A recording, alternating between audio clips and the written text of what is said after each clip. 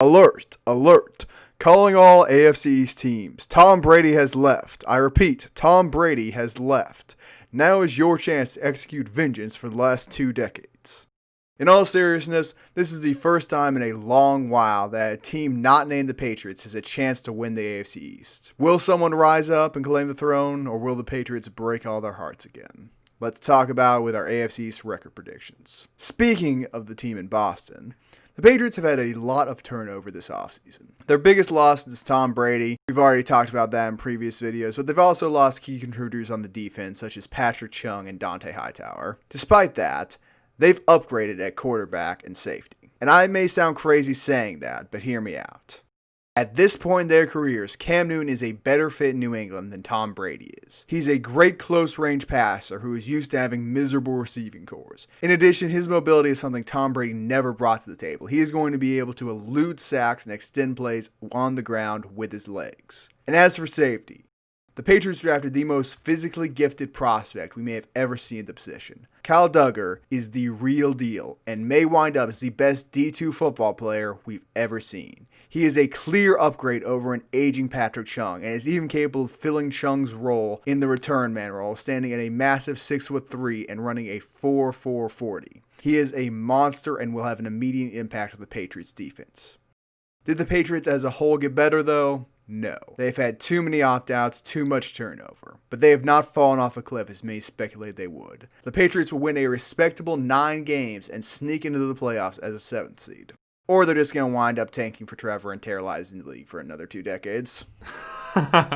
As much as I want the Patriots to succeed because I want to see Cam Newton prove the doubters wrong, make the playoffs, I don't want to hear people calling for Stidbum or have them to say that have the opportunity to say that signing Cam Newton was a poor decision. I had the Patriots making the playoffs at first before I took a second look at my predictions, but their schedule is just too difficult. It's not because they're so bad. It's not because they've had so many opt-outs. While that's part of it when they're playing such a difficult schedule, that's not the main reason they won't be making the playoffs. The main reason they won't be making playoffs is because of their schedule. They have to play the Bills twice, the reigning Super Bowl champs, the Seahawks, the Ravens, the 49ers, an improved Cardinals team. Their schedule is not easy. I think their offense will be much better than expected. They were 7th in scoring last year. For all the shit they take for having no receiving core, they were 7th in scoring offense. And they now have a more dynamic playmaker quarterback. Yes, Cam Newton is going to be better than Tom Brady. Last time he was healthy, we went over this when Cam Newton signed with the Patriots, but he was elite underneath. He had a 67% completion percentage. He will be able to run the offense.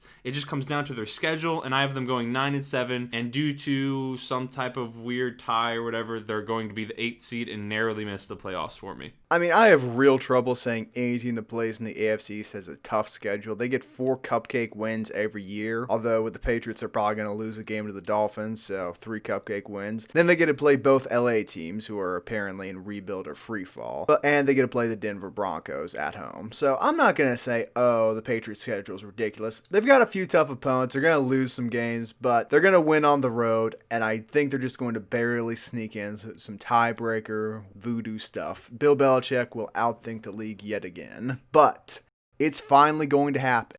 A team not named the Patriots is going to win the AFC East, and that team is the Miami No, just kidding. It's the Bills. One of the best teams in the NFL last year, in my opinion, got better. They added Josh Norman, a defender who is capable of being elite, to pair with Tre'Davious White, the second best cornerback in the NFL. On offense, they added Stephon Diggs, an elite wide receiver, to pair with John Brown to make their air raid substantially better. And a young Josh Allen is going to continue to develop and take strides forward. If he improves his accuracy, which it looks like he will based off his gradual progression over the past few years and the addition of Diggs, this team will be a scary, scary team to face. The Bills will go 12-4 and wind up as a 2 seed in the AFC. I hold many of the same sentiments as Isaiah. I'm not that big of a fan of the Bills, though. Isaiah likes the way they play football because they pound the rock, they don't pass the ball. And I think the Bills are set to cause real damage this year. Like Isaiah said, they've improved all over their roster. They were only 24th in total yards last year, 26th in passing yards. And when you add a top 15 to 20 receiver in Stephon Diggs, I know John Brown was really good last year, 1,000 yards,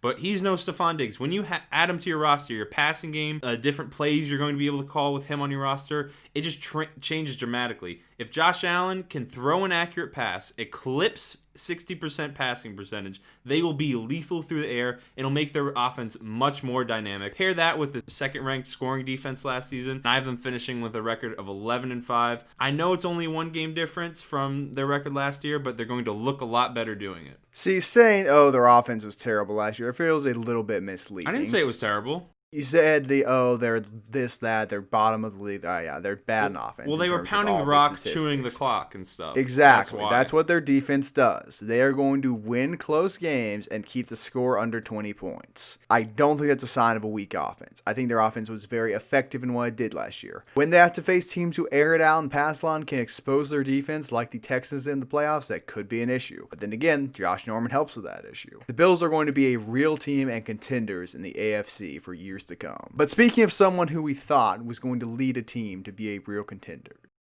have the Jets done anything to help Sam Darnold yet? They drafted an offensive tackle who may not be game ready but is a physical freak in the first round. Is that really that helpful? They've lost their best playmaker on defense, who's capable of giving the offense the ball back. Is losing your best playmaker on the defensive side of the ball going to help Sam Darnold when he's going to have the ball less? It's not. The Jets are going to continue to struggle, and Sam Darnold is going to continue to show flashes of greatness while being completely awful the rest of the time. But hey, at least he has the security blanket of Frank Gore to cry into when the Jets go 3-13 and Adam Gase gets fired. I mean, you really got to feel bad for Jets fans at this point. They probably thought...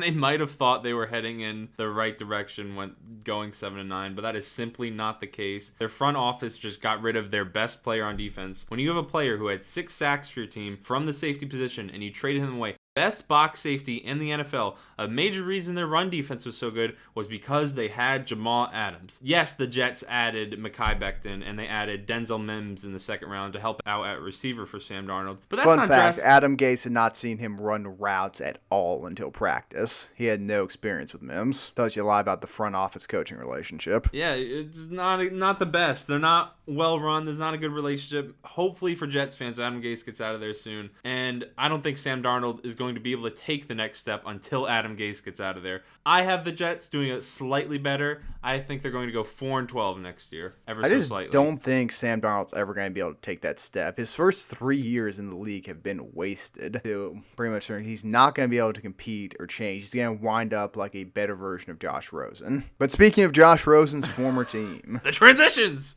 The Miami Dolphins successfully tanked for Tua. Now what? The Dolphins aren't sure what they're going to do at the quarterback position now. Do they start Tua Tagovailoa, make the fans happy, risk injuring him, but maybe, just maybe, have a winning season for the first time in a while? Or do they ride with Ryan Fitzpatrick, a proven veteran quarterback who isn't going to win you 10 games, but he's going to play fairly well. He's going to get you a few wins of games. He's going to have 1 or 2 netted games a year, and he's going to make fans sort of happy, but you're still going to lose. And it's a tough decision. I feel bad for the Dolphins coaching because by week 2, after they get blown out for the second time, the fans are going to be screaming to put Tua in, and he just isn't ready. He has an injury risk. I think he needs more time to mature. Fitzpatrick's a great guy to coach him through that process, but the fan pressure and the ownership pressure to put Tua in is going to be immense. Regardless of if Tua plays or not, this team isn't going to be able to compete with the Bills and the Patriots just yet, not to mention the Chiefs, Seahawks, and 49ers, all of whom the Dolphins are going to have to play. Brian Flores is a good coach who's putting good changes and a good system into Miami, but they're still not ready to compete yet. The Dolphins will be 7-9 and miss the playoffs. I know it's a big thing to assume because it's the Dolphins, but when I was going through my predictions, I just kind of assumed that Fitzmagic would be taking snaps from next year. I went through with predicting just based off that. They had the worst defense last year, but when you add Byron Jones, Kyle Van Noy, Emmanuel Ogbah, Shaq Lawson, they also add a bunch of defensive pieces in the draft. That's going to help so much on that end. They won 5 games last year with the worst defense in the NFL. I think when you add the pieces together, you still have Fitzmagic. Their offense isn't that much different. I have them also getting to a record of 7-9. I mean, Flores is a Bellichick disciple. We've seen how those can and can't work out. Case in point, the Texans, who have a decent coach but a terrible general manager. But Flores is going to be all about the defense. I understand the draft picks and the defense and the free agents. I just don't think they're going to be able to take the next step until they hammer down the quarterback position. That has been our thoughts on the AFC East. Let us know what you think down in the comments below. Like, share, subscribe, send us your firstborn child, all that good stuff. See you next time.